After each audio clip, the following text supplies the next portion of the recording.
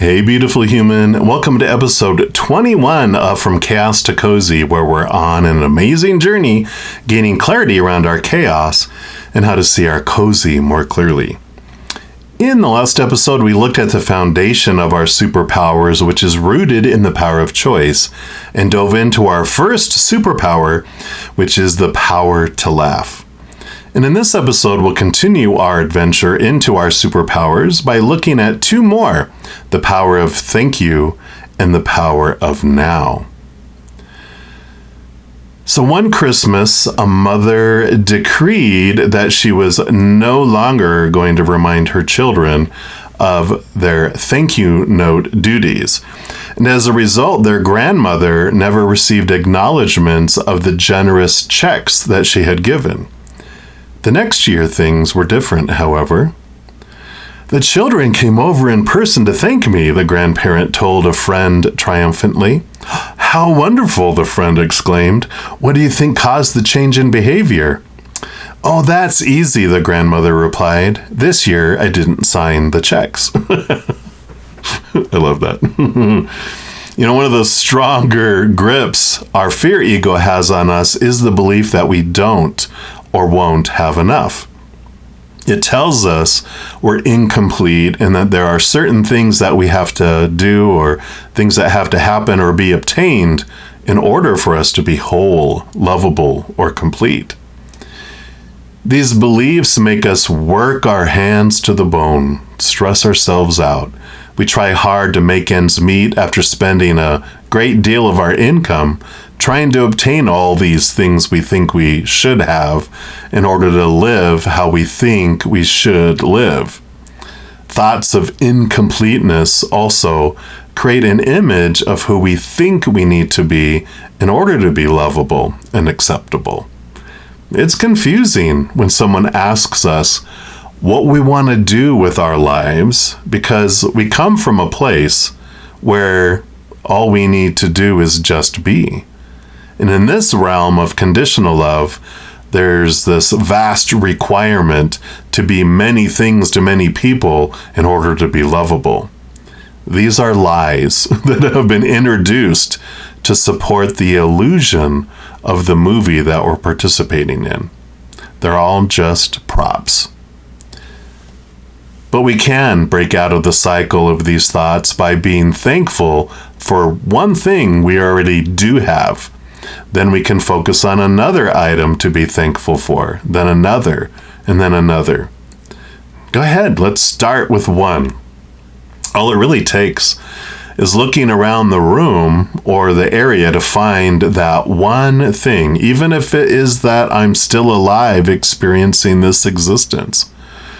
There are many people that breathed their last breath last night. And I'm thankful for 4 walls, a roof to keep me from the elements. Those windows are amazing because they keep the bugs out and the central air and heat inside and the unwanted heat and cold on the outside. There are, electrical outlets, and I'm very grateful for electricity. And the gratitude floods in more and more and more the more we look around with clearer sight. Oh yeah, I can see. That's something to be grateful for. We can leave behind the thoughts of incompleteness by sitting in gratitude that we don't have to be anyone or anything than we already are. We're powerful, supernatural beings made from unconditional love who are unconditionally loved by the unconditionally loving creator of everything, the mother and father of all things. Wow! Just sit in that. Take some deep breaths. Let that sink into your mind. Let it sink into your heart. Let that reality come into this facade of a world we live in. See things more clearly. You are unconditionally loved.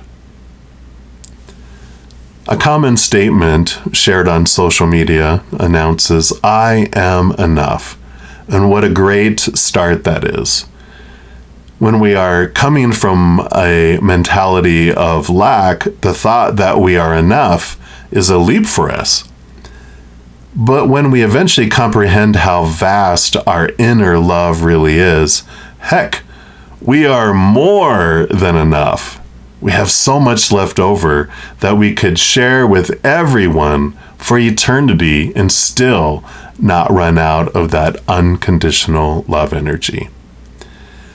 It's our belief that things should be different than they are right now that causes aggravation and disappointment and even desperation.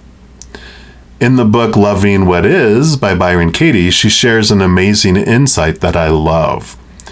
So when our thoughts about life battle reality, they lose. But only 100% of the time. That's wonderfully true. I love that reality is our friend and will always show us the way back to our true self, even if it has to have us fail a boatload of conditional love laws. We may not like it at first when reality tells us our thoughts are not accurate, but when we find freedom, we're so appreciative that it did. You know, the phrase, I'm sorry, that, like, I'm sorry you lost your job. I'm sorry they cheated on you. I'm sorry you didn't get the job you were applying for. I'm sorry they aren't sorry. When an event happens that we have been taught is unfortunate, we have been convinced to respond with the phrase, I'm sorry that, insert dramatic event. But why are we sorry?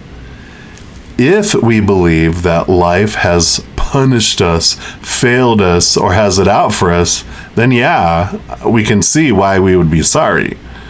But do we really have any idea why something's happening? Are we privy to the big game plan? In human form, at least? Do we know what a good or a bad thing is? We could choose to believe that everything that happens in our life is always for our highest and best experience. Why wouldn't it be? This is where the question of our worth comes into play. When we believe we are not good enough to be unconditionally loved, then we imprison ourselves in a work camp full of failure and punishment. Our choice. So when someone's going through something that appears difficult, how could we respond instead? You know, we can picture that person in our mind and see them as unconditionally loved, and they have a deal, like with the Creator, to experience these uncomfortable, temporary emotions in this exact moment while they're here. And we can reaffirm their lovability by simply saying, I love you. There's no need to rescue them because they don't need rescuing. When they're ready to wake up out of the choice they are making, then they will. Any words that come out of our mouth are always about love.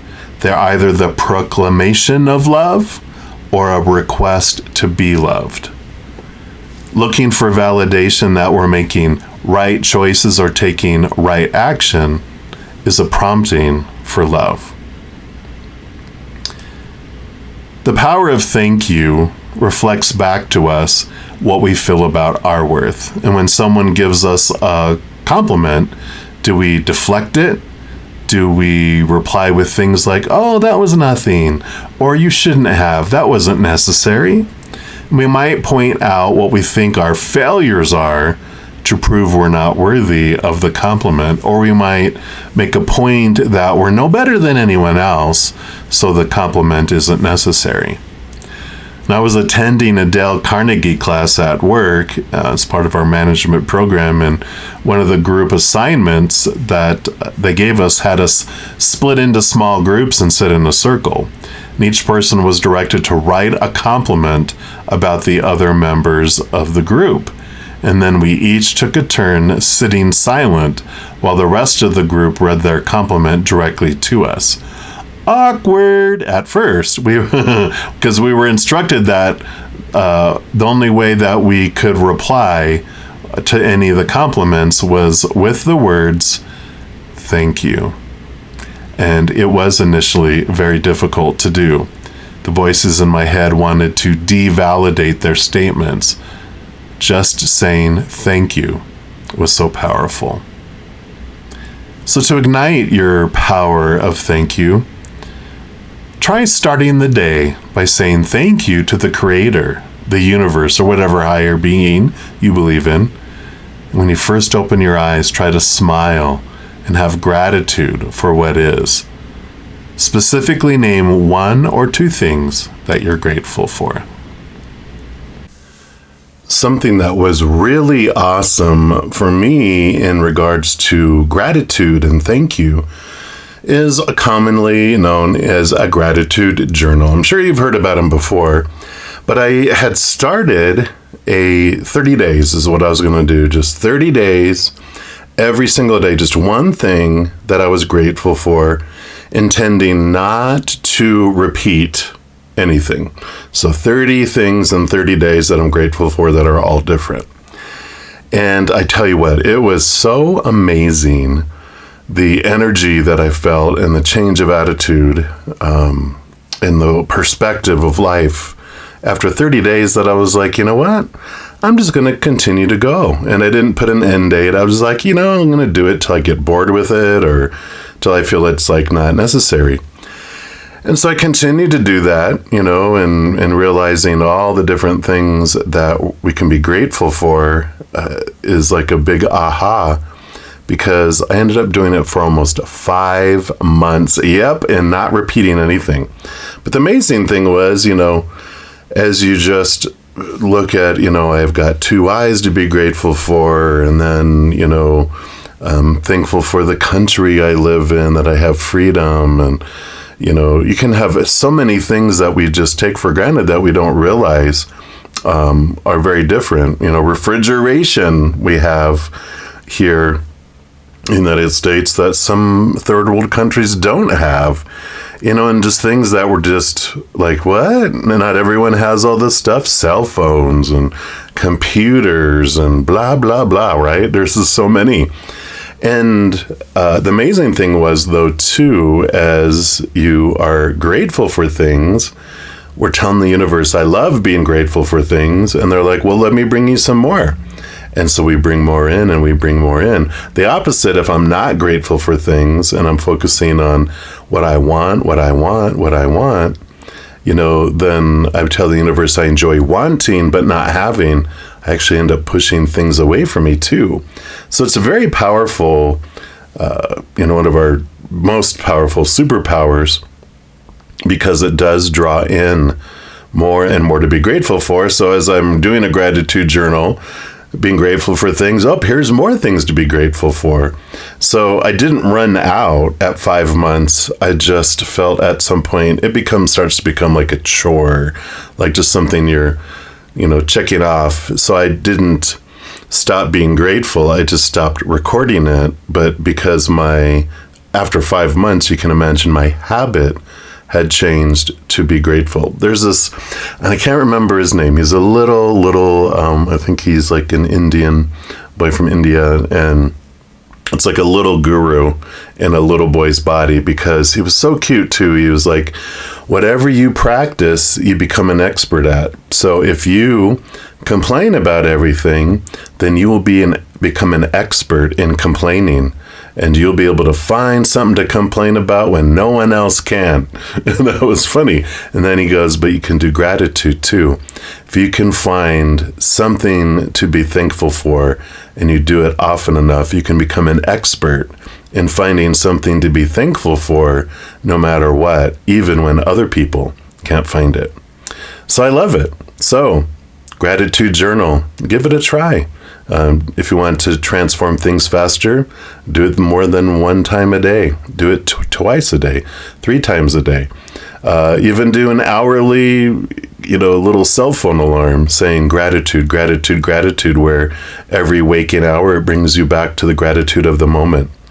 So whatever resonates and feels good for you, do that. And I love that.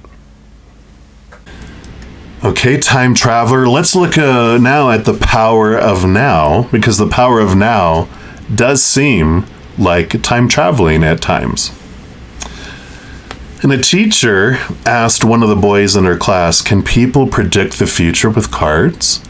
And he responded confidently, "My mother can." And the teacher replied in disbelief, "Really?" The young boy quickly answered, "Yes, she takes one look at my report card and tells me what will happen when my father gets home." There's that fear of punishment. I think it's Eckhart Tolle who mentions it in his videos, or he wrote a book called The Power of Now. And I think that's where he mentions that life can be like a submarine, which has 3 compartments: the past, the present now, and the future. And we live in the present now compartment, but the noise and commotion of the past and the future can distract us from the present. And if we close the doors to the past and the future, those big submarine doors, and seal them, turn that wheel and close them in, it gets really quiet right here, right now in the present. And The Power of Now by Eckhart Tolle, I think that's how you say his last name, is a pretty awesome book, and I highly recommend it. It was one of the life-changing books for me. Life does happen in this moment. Our fear ego, who we've hired, by the way, to take us on this amazing journey, they know that in order for us to experience fear and all the uncomfortable emotions that come with that, it must try to draw us into the future or push us back into the past. It is in these 2 places that we feel out of control and where fear exists. We don't feel we have any authority over our feelings or outcomes that happened in the past. We kind of feel like, okay, they're done. The situations seem like they can't be undone. We fear that we'll be judged for our actions and fall short of the conditional love laws. And there is a lot of worry dedicated to the fear of receiving a verdict that we're unlovable and not worthy. The future brings another flavor to the fear of not being in control.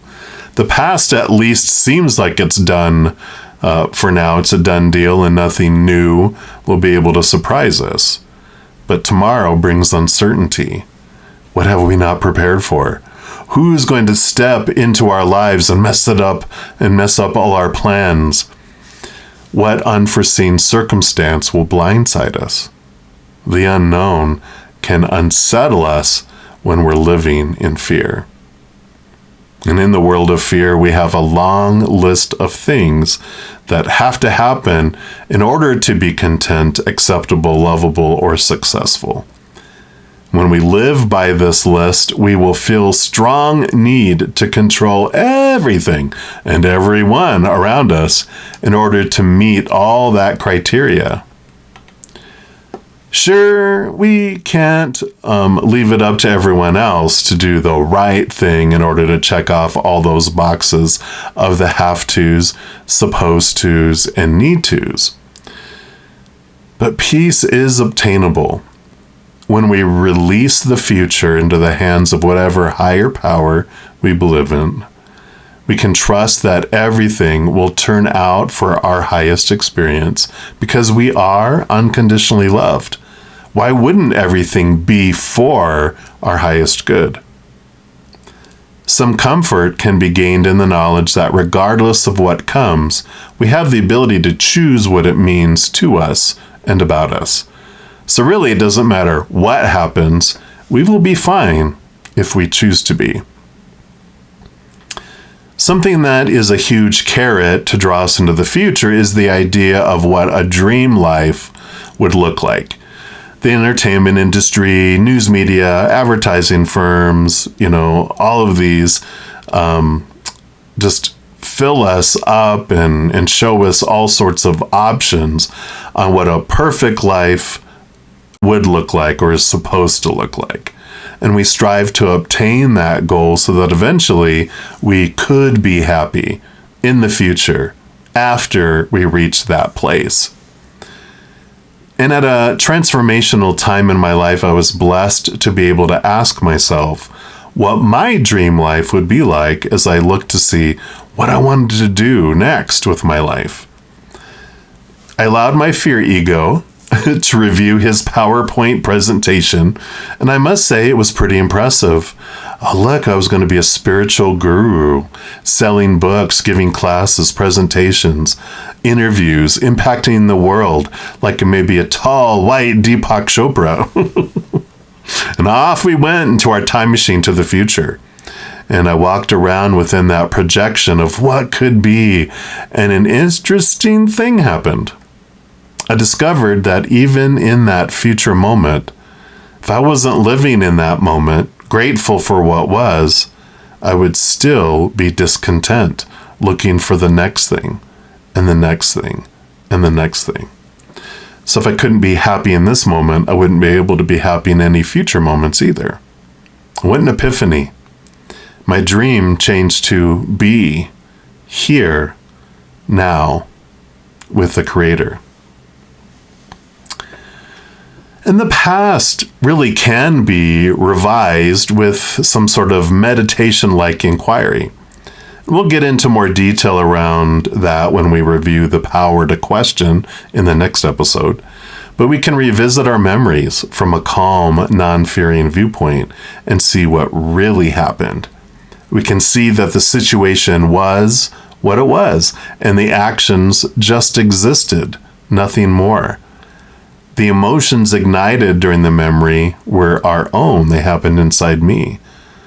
Since we have the power to choose our emotions, then we can adjust the authority we gave others over us and witness the feelings and other individuals for what and who they were. We can look at our relationship with time this way. Yesterday is that hot ex that will always have a place in our heart, who we sometimes think about what could have been. Tomorrow is the hottie we see in the distance, who we think will live happily ever after with, not really knowing if they are a jerk or not. And today is the dearest, most faithful mate, who is the kindest, unconditionally loving supporter of our hearts and our dreams. They are everything we could ever want.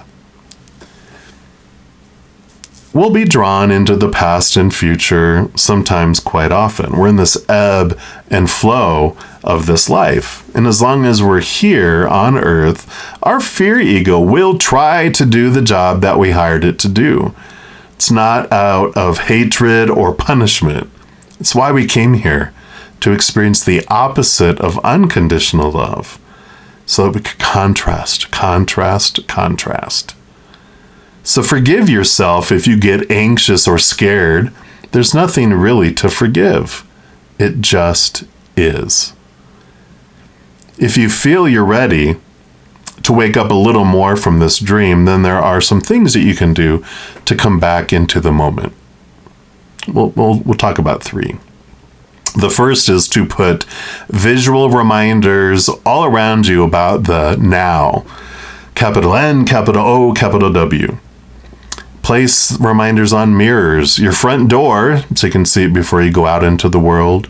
In your car, if you have one, so you can see it before you drive. On your desk, at home and work. Put them everywhere. Change them on a regular basis so they grab your attention. Number 2, set a vibrating alarm on your cell phone. I named the alarm Now, and I set it for how often I want to be brought back to the moment, whether it's every hour, 2 hours, or, even every half hour. Depends on how fast you want to change your habit and be reminded to come back to the moment of peace. And number 3, follow social media sites that have daily reminders. Whether it's Facebook or Instagram or whatever your favorite social media preference, there are some fun ones out there.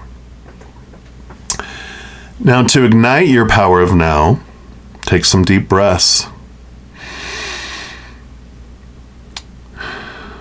And look at, where's your mind at? Is it in the past or the future? Or is it right here, right now? What is your dream? Is it possible that you're living it right now in some way? And if not, what needs to happen in order for you to feel content right now? Okay, that's 3 out of the 5 superpowers that we're going to talk about right now. So just 2 more to go. Probably talk about more in the future. You just never know. But I'd love to hear about how the power of thank you and the power of now have impacted your lives. And of course, if you have any questions about any of the content, please don't hesitate to ask. We are on this amazing adventure together. We learn from each other.